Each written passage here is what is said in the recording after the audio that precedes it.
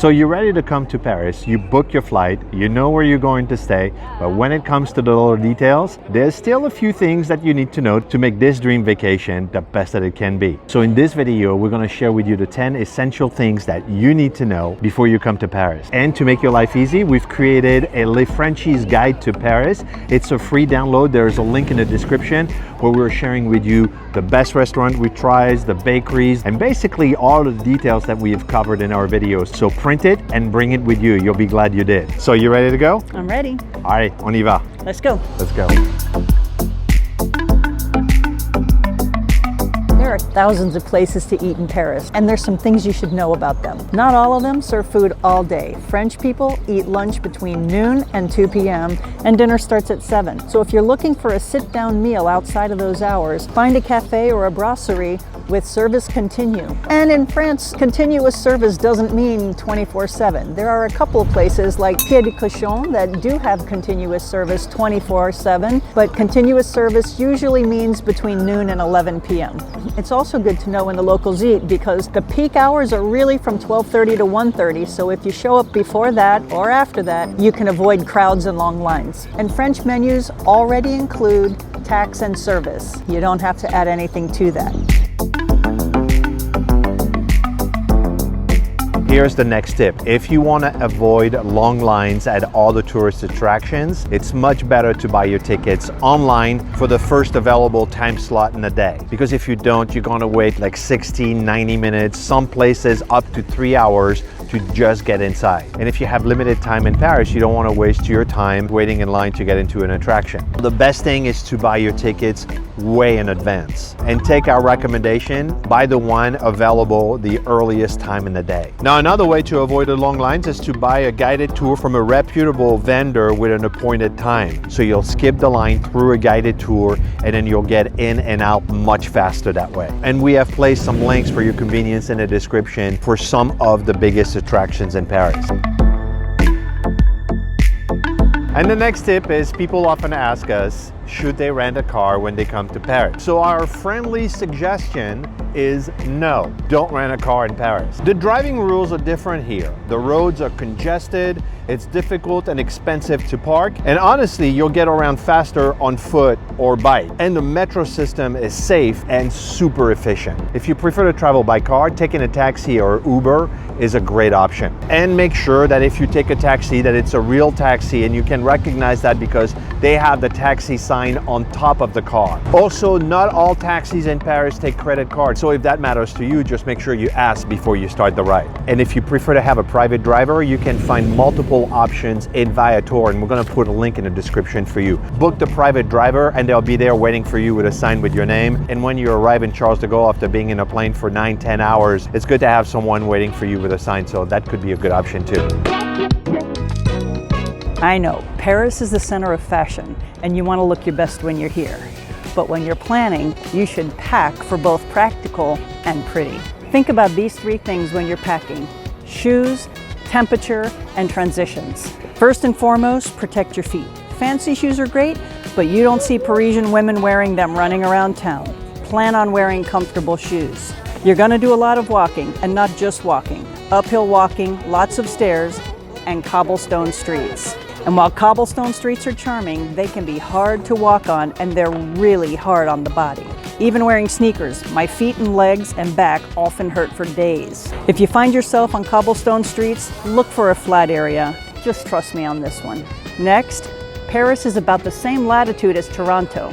Dressing in layers is important any time of year. You'll often see Parisian women wearing a scarf or a light sweater even in the summer because you can get cool breezes, and it even gets chilly when the sun is blocked, so pack something you can use for a little extra cover-up if you need it. And lastly, when you're out seeing the sights, you may get caught up in what you're doing and the day runs into the evening, because in summer months, it might stay light until after 10 p.m.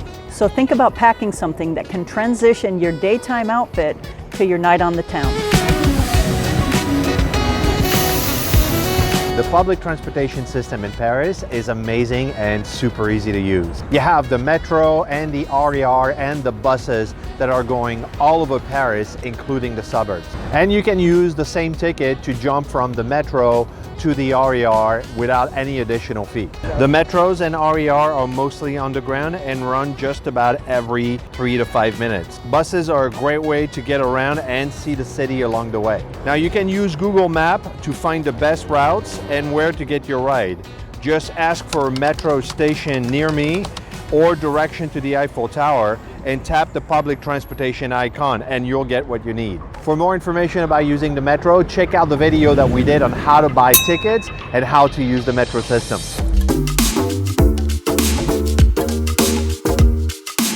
Speaking French will make your trip to Paris even nicer, but we can't teach you everything you need to know quickly. But I can teach you a few words that'll help you out while you're here. The most important word you need to know is bonjour. It's more than just saying hello or a light greeting. It's a symbol of respect, and anytime in a store when you're talking to anyone, you will start that interaction with bonjour. And then you can ask whatever it is you need to ask. So if you're in a store, at the hotel, anywhere you go, start with bonjour, which of course brings us to, how do you say thank you? Merci is thank you. If you bump into someone, excusez-moi. S'il vous plaît, please. Au revoir is goodbye. And then a couple of other little ones that I found important is sortie, which means exit, and formule déjeuner, which is the menu when you go someplace and you buy a combination of a meal, a sweet, and a beverage. And of course, there's je t'aime, which means I love you. For anything else you need to communicate, we recommend Google Translate. You can either type or speak a word or phrase into your phone, and it'll either show you or speak it in French. J'ai besoin d'aide. Je suis perdu. Combien ça coûte? And the same is true if you want to understand what someone else is telling you in French. Have them speak into Google Translate, and you can see or hear whatever they want to tell you in English. Google Translate is your friend. And on that note, au revoir. Paris is safe, but it's a big tourist destination. And like all tourist destinations, you're gonna have pickpockets and people that are trying to take advantage of distracted tourists. Now, there are a few things that you should be aware of specifically in Paris. The first one are the pickpockets. And you should expect to have pickpockets everywhere you have a lot of tourists. So Le Louvre, the Eiffel Tower, the Sacré-Cœur, Notre Dame, that's where they're usually going to be. The other thing that you wanna pay attention to is your mobile phone. A mobile phone that is sitting on the table in a cafe terrace can easily be snatched by someone, and by the time you realize they're long gone. And finally, a thing that you will see in most touristic places is young ladies that are taking a survey for some cause that they're telling you, like, you need to sign and we need your name, and then they're going to ask you for a few euros, 1, 2, 5 euros, and all these are scams. None of these are legal surveys. They're looking to take advantage of kind-hearted tourists that will sign and give a few euros, but know that your money is actually not going to any of those causes. They're basically ending up in their pockets. Now, one of the things that I want to emphasize is that Paris is very safe for a big city. All you need to do is pay attention to your surroundings. Just be careful, just pay attention, just make sure that your stuff and your belongings are closed in and you'll be just fine.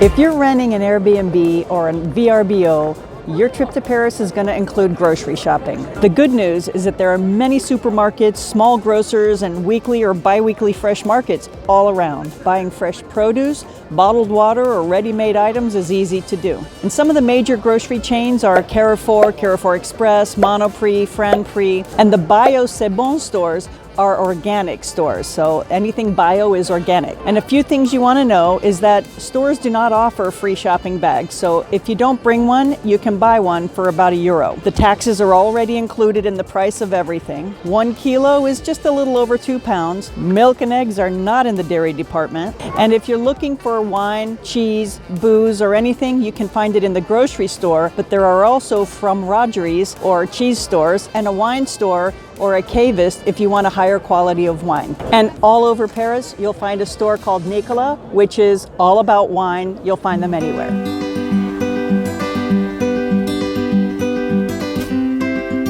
The next tip has to do with your mobile phone data. Depending on the carrier that you have in the US or wherever you're coming from in the world, your phone may or may not work when you arrived here in France. But if you want to stay connected on the go and your phone doesn't work the way your carrier said it would, buying a French SIM card may make sense for you. The best solution that we found is to go to an Orange store, which is the equivalent of AT&T or Verizon in the US, and you go in there with your phone, and as long as it's unlocked, they'll sell you a SIM card for 40 euros that will give you data, calls, and text for your entire stay, and it's valid for 2 weeks. And that SIM card that Orange will sell you will work not only in France, but everywhere in Europe. If you get sick or need medicine in Paris, the place to go is a pharmacy. Grocery stores and smaller markets may sell toothbrushes and shampoo and Q-tips, but they do not sell things like aspirin, antacid, allergy medicine, or any other kind of medicine. In France, a pharmacist is a professional and they can offer remedies, and that's the place to go. Some may speak English, but be prepared to use Google Translates to communicate if need be. You'll recognize the pharmacies by the large green crosses, and they're often blinking. And by the way, in the US, this may look like a weed store. It is not a weed store in France. This is not Amsterdam. In France, marijuana is illegal and they take it seriously. So if you were thinking about that, just don't. You'll probably regret it. The next tip has to do with the power outlets. They're not the same as they are in the US or England or probably South Africa or Australia. So you don't want to get here and be surprised that you can charge your phone or laptop. And while it's likely that the hotel may have a lender, you can't count on that. So before you travel, get yourself a power adapter that is going to work in France or in all the countries that you're going to go throughout Europe. Now the French one looks like this. If you didn't bring one with you, you can buy one at a store like Fnac. It's the equivalent of Barnes & Nobles, or Darty. That is the equivalent of Best Buy. Now what you'll find in some restaurants and in all the hotels is a USB power adapter, so that makes your life easy, but don't count on that. Some hotels may not have the USB and you'll need to have the adapter.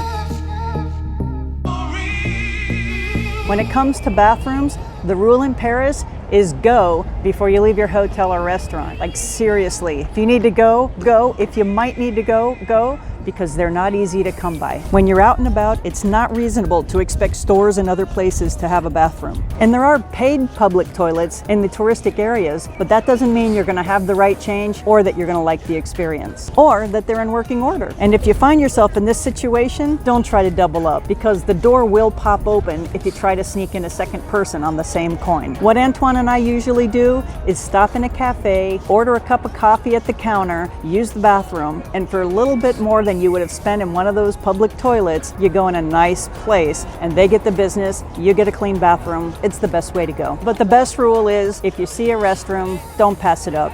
Use it.